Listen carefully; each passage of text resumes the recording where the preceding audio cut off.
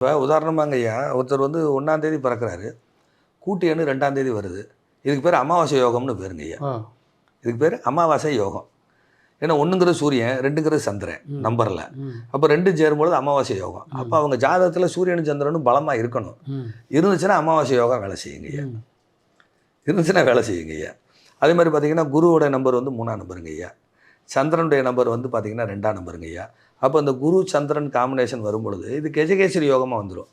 இப்போ உதாரணமாக பார்த்தீங்கன்னா குருவோட நம்பர் 3, 3ஆம் தேதி பிறந்து 2ஆம் நம்பர் கூட்டு எண்ணாக வந்துருச்சுன்னா 2ஆம் நம்பர் சந்திரன், 2ஆம் நம்பர் சந்திரன், 3ஆம் நம்பர் குரு, இது 2 காம்பினேஷன் தான் உங்களுக்கு. குரு சந்திரன் தான் கெஜகேசரி யோகம்.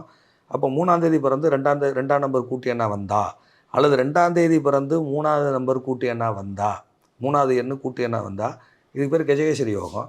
அவங்க ஜாதத்தில் குருச்சந்திரன் காம்பினேஷன் இருக்கும், இல்லாமல் வராது. இங்கே என்ன இருக்கோ அது அங்கேயும் வரும்.